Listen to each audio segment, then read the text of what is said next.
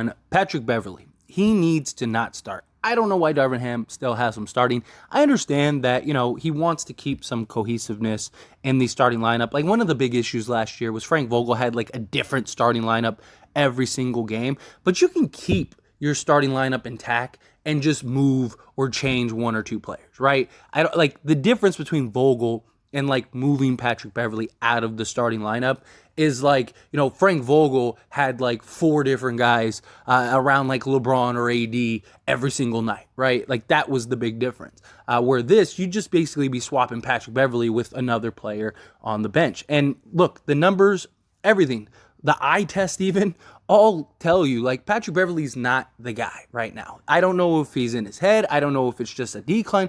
I don't know what it is, but Patrick Beverley is just been a non-factor in many ways. He gets in foul trouble a lot. The defensive level that he, usually exerts is not up there compared to previous years. The Lakers are actually better on both sides of the ball when Patrick Beverley is not in the game. Granted, I understand like Russ coming off the bench. You don't want to change that. You want to keep Russ on the bench. But you can bring somebody else into the starting lineup and move Patrick Beverley out. Like, I think the only time you should really use Patrick Beverley is when you need like defensive stops. So say it's like late in the game, right? And you need, you're up two with like a minute left or something, and you need a stop or two. Put Patrick Beverley in. At the end of halves, at the end of quarters, allow him to go and chase and save his energy and just be like, look, dude, we're just gonna have you as a specialist. Personally, I think they need to trade Patrick Beverley because I just don't think this team is good enough to have like a Jared Dudley type player on the team. I understand that Patrick Beverley, he brings that intensity. He's a locker room guy. He's a guy that holds people accountable and all that stuff. And yes, it's good to have those things. Yes, you need it. Problem is he's our most sizable contract next to Russell Westbrook. And so he, unfortunately, is the odd man out, especially if Dennis Schroeder can get back into the swing of things and be productive.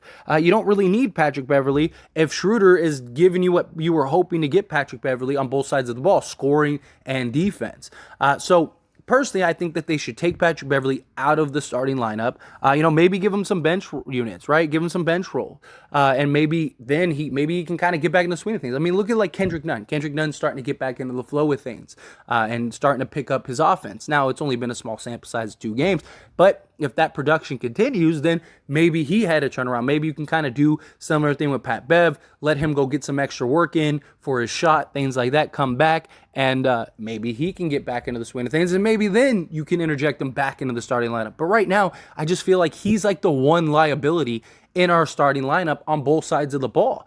So personally, I would rather, depending on if you have LeBron or not, right? If you have LeBron, then you're probably not going in this starting lineup. But we don't know if we're going to have LeBron tonight. We haven't had LeBron in the last few games. But I think a starting 5 of Walker, Reeves, Troy Brown, Wenyen Gabriel, Anthony Davis, I think gives you enough of everything on the floor. You got shooting, you got playmaking, you got scoring, right? Austin Reeves has been really good for the Lakers and has really stepped up his playmaking and his scoring. He's running the pick and roll well. He's making some brilliant passes.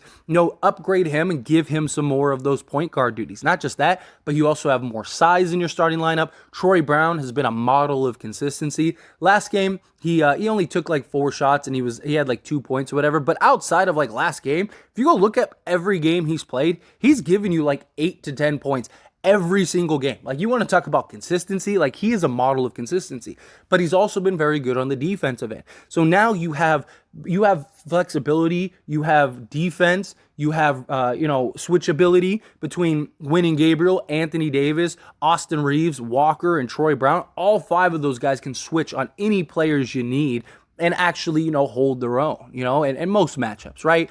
And I think that would be a more calculated starting lineup. You got 3 guys on the court that can shoot the 3 ball. They're the better of the percentages on our team. And Walker, Austin Reeves, and Troy Brown, right? Wenyen Gabriel, he's been kind of hot and cold from 3, but still his energy would also be really helpful on the glass and on the defensive end and just hustling in general. Take some of that pressure off of Anthony Davis. Although I really like Wenyen Gabriel and Russell Westbrook's like 2-man game. I think, Russ and all the bigs in general, their game is really good. It's because Russ is just running the pick and roll so beautifully. He comes off of that attack when he turns that corner, and it just puts the defense in just such compromising and tough situations because they either have to step up and guard him, and then he's got the easy lob or, bounce pass to the big man, and boom, it's an easy bucket, or he gets an easy layup to the basket. And he's just running it beautifully, and LeBron just isn't, and it's driving me crazy. And hopefully LeBron, with this time off, kind of can get his legs back under him, and maybe he can run the pick and roll the way Russ is and really attacking, because then that just opens up so much more. And LeBron having the playmaking duties. Now, obviously, if LeBron is in the starting lineup, then I wouldn't have Winning Gabriel. So then your starting five would be Austin Reeves, Troy Brown, Walker, LeBron, and Davis. I think that's our best unit, period. And I think that's the unit that we should go and have in the starting lineup. And then you still have, guys like, especially if Kendrick Nunn can kind of pick back up his scoring and his shooting. You got like Dennis Schroeder, you got Kendrick Nunn, you got Russell Westbrook, you got Thomas Bryant. If LeBron's playing, then you got Winning Gabriel. So you still have more than enough to kind of piece things together. If JTA comes back, you can have him play some bench role minutes to kind of give Troy Brown and those guys. Not just that, but you're going to integrate these guys in your starting lineup with the bench unit, right? You always see that. Austin Reeves is going to play some time. Austin Reeves, I believe, is like leading the team in minutes next to Anthony Davis. So I mean, he's playing a ton.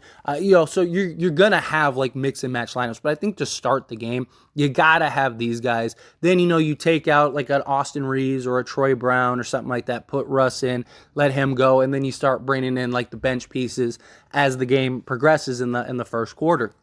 That's how I would go about it. And then, if Russ, not just that, but you're also going big, right? And that's what I'd like to see. I'd like to see us go big. I wouldn't even mind if the Lakers went with like Dennis Schroeder and Thomas Bryant in the starting lineup, right? So maybe you go like Dennis Schroeder, Walker, LeBron, Davis, and Bryant, right? So maybe Bryant can bang on the defensive end as the five, and then on the offensive end, Davis can be down in the post. Thomas Bryant gives you that floor spacing as well, and Thomas Bryant has been great. Again, I kind of would like to see I like the pick and roll with Bryant and Russ, but if LeBron can do that, and if you have Schroeder, plus Schroeder, LeBron, and Davis, last time they played together, they were one of the best three-man lineups in the league. They were a plus 15 overall. And Dennis Schroeder was really good for the Lakers before he ended up getting, the vid.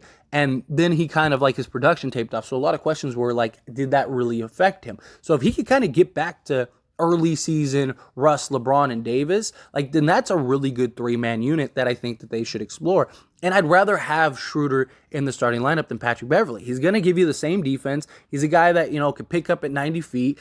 He's a better shooter, and he can also create and do a lot of things that Patrick Beverley just can't, right? He can get to the paint. He can attack the basket. He's like 35% from three. So at least, he's respectable enough to where teams and defenses have to step out. I like the idea of going big.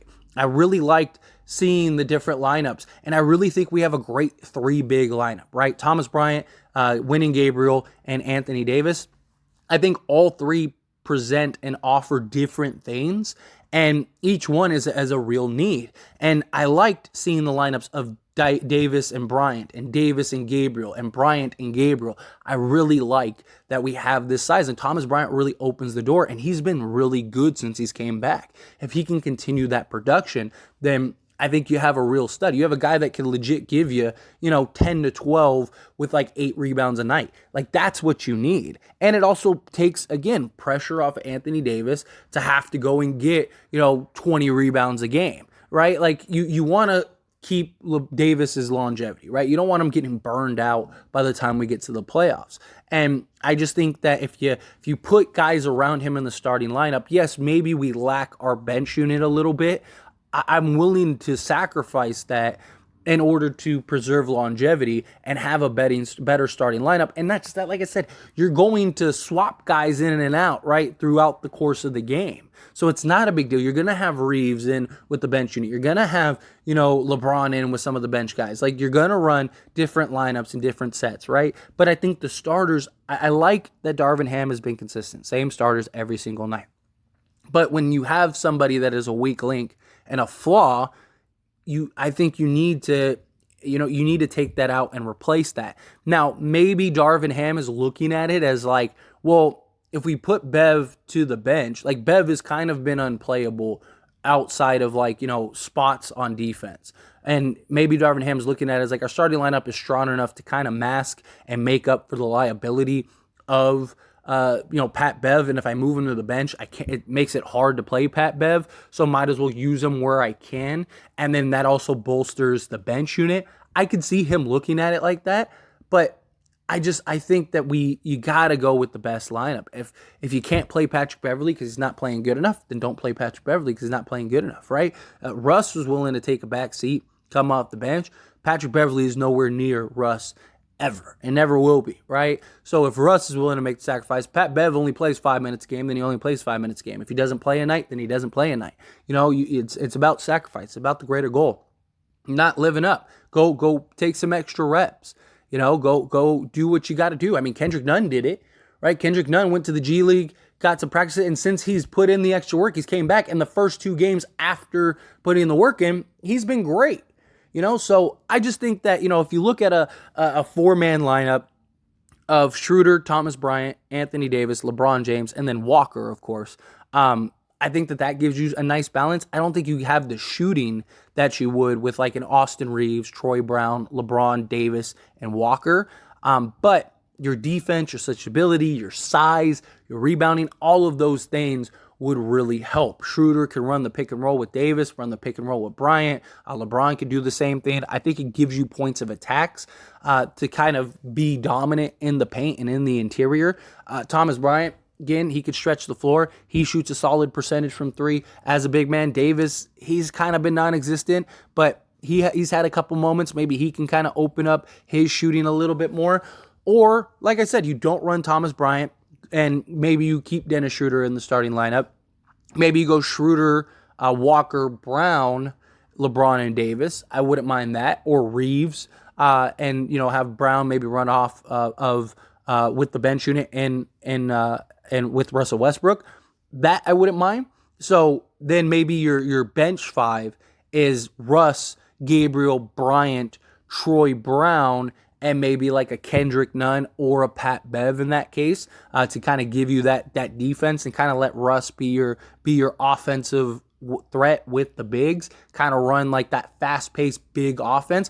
Thomas Bryant, Wynn, and Gabriel are really good running. I mean, look, there was a play where Thomas Bryant was down the court before anybody. Like, he outran Russ, and Russ just handed the ball off to him. Like, that's what we need. So maybe for the starting lineup, you go like a Dennis Schroeder, Austin Reeves, Lonnie Walker, LeBron James, Anthony Davis. That could be your starting 5. I think that is a really solid starting 5, especially with Austin Reeves shooting. He's really stepped up his shooting. Has just been like lights out for the Lakers this season. And then on top of that, just scoring in general and his playmaking and everything, he gives you that versatile kind of Swiss Army knife type player, which I think is really good. Him and LeBron feed off each other great. So you have that dynamic. I just think Austin Reeves needs to start. I really do. I think he's just played himself into the starting lineup over Pat Bev. You go Reeves, you go Walker, you go Schroeder, right? And then you have Davis and LeBron. Cool, that's your starting 5. Bench unit then is, like I said, you have Russell Westbrook. If Kendrick Nunn continues to shoot well, then I would keep Kendrick Nunn in that bench unit. Troy Brown, Wynn, Gabriel, Thomas Bryant. Now you have a legit 10-man rotation that are all contributing, all providing production, and I think you're going to be really good. I do. I think this would be a really good team. I think you got really nice balance. Again, you can interchange guys, do what you need to do. That is how I would personally probably go the bench units. I just think you need to take Patrick Beverley out at this point. I think, he's kind of the odd man out. I think Schroeder makes him expendable. I think you look to take him and maybe trade him and a Kendrick Nunn and go get another piece or two. Right? Like, if you could take Patrick Beverley and Kendrick Nunn and go get, a Terry Rozier or a Buddy Hield or, a Richardson or something like that. Well, now you basically guarantee another productive player in that bench unit, or a guy that you could start, if you needed to, and just really kind of give you another layer of production. Because I think with those units, the separated starting 5 and bench 5, I think you really have a nice balance of defense and offense on both sides of the ball. You got Russ just running the pick and roll and just orchestrating the offense and just running up and down the court. It gives you a different element off the bench, right? So you have a bench unit that can keep up and extend leads, or if you're losing, can get you back into games, or whatever. And you still got good size, which I think is key and important as well. And then in the starting five, you got that nice balance of shooting, playmaking, scoring, LeBron, Davis, like all of those things. I just think that gives you a nice balance on both ways, right? You got a reliable bench unit that can come in and keep you in games, extend leads, get you back into games if you need to. And then, you can have the starting lineup close out, or, who's playing the best amongst the 10. Okay, well, that's our closing lineup, right? And it just changes night in and night out. Kendrick Nunn, again, he could be a nice guy if he can get back into scoring. Like defensively, he's a bit of a liability. I mean, he tries. He's not like atrocious, but he's not like the best defender on the team. But I do think having Kendrick Nunn, if he continues to shoot the ball and just score the way he has been the last few games, if he can keep that production, I think you can make an argument for him off the bench or in the starting lineup just to give you that shooting. Maybe like a Walker, Reeves, Nunn, LeBron, and Davis. I don't think that is as balanced, if I'm being honest, as like a Schroeder or a Troy Brown over him. Like, I would personally rather have that, but you can make an argument that, between Walker, Reeves, and Davis, you have enough defense to kind of cover Kendrick Nunn, and if he's able to shoot the ball the way he's shooting, that is such a valuable asset, right? And now you have three legit guys that can shoot. If LeBron can kind of get back to being a 35, 36% three-point shooter, then you legit now have four guys that can shoot the three. And Davis can, get back to it, then now you have five guys that can shoot the three. I think that could be beneficial. Like, LeBron has more weapons on the perimeter in this scenario, just because Kendrick Nunn was a 38% three-point shooter, right? And he's shooting like lights out the last two games. Again, small sample size, so I don't want to get too high on it. But if he continues to play that way, then I think that you can make an argument either way. Personally, again, even if he does play that way, I think at this point, you still move him. Like, even if he shoots 38% from three, unfortunately, I just think that he's expendable, him and Patrick Beverley, because you take those two and now you could get a legit 18 to $22 million player, which I think is what the Lakers need. They need like a mid-tier guy, right? Go get, like I said, a Terry Rozier, go get a Buddy Hield, go get, just a piece or two that can come in and give you production that Patrick Beverley and Kendrick Nunn just aren't giving you, right? And I think now you have another piece or two. And especially if you could do like a 2-for-1, like let's say you take Patrick Beverley and Kendrick Nunn and you go get, let's just say Buddy Hield, for example, right? Now you got a dead-eye three-point shooter that you could have come off the bench. You can have him start. You could do whatever. Personally, I'd rather him come off the bench. That's just me. But you have that, like let's say you go get him. You have that three-point shooting. You have that sniper. That would be great. But you also free up a roster spot. And you could also waive Matt Ryan, so now you could free up 2 roster spots. So if a big blockbuster trade does present itself that's worth it, well, now you have the space to absorb those contracts. Say you go do like the Spurs deal, or you go do the Hornets deal or something like that, right? You're going to need roster spots to be able to take on, 3 guys. Well, now you have that because all you got to do is waive Matt Ryan now. You already had that open roster spot. You're trading Russ. You got Russ's spot. Now you could take, like, say, a Rozier, Hayward, and Oubre, just for example. Not saying that that'll happen, but just, as an example, let's say you take those 3 guys. Well, you waive Matt Ryan because now you don't really need him. And now you got, like, Buddy Hield, Terry Rozier, Gordon Hayward, Kelly Oubre. Now you got 4 really productive players. And now you're, like, depth and your production by committee, so to speak. But anyway, as always, this is a discussion, so I want to hear from you. Let me know your thoughts and opinions down in the comment section below. What do you think? Do you think Patrick Beverley, yes, get him out of the starting lineup? What starting 5 would you like to see with LeBron and without LeBron? I'd love to hear kind of your thoughts on either, because, Who knows when LeBron's coming back. He's still questionable as of right now, or at least at the time of recording this video. And we've seen the last few games he's been questionable and hasn't played. So we'll see. We need to get this win tonight regardless. But again, what are your thoughts? What are your opinions? I'd love to hear your thoughts and opinions. Let me know down in the comment section below.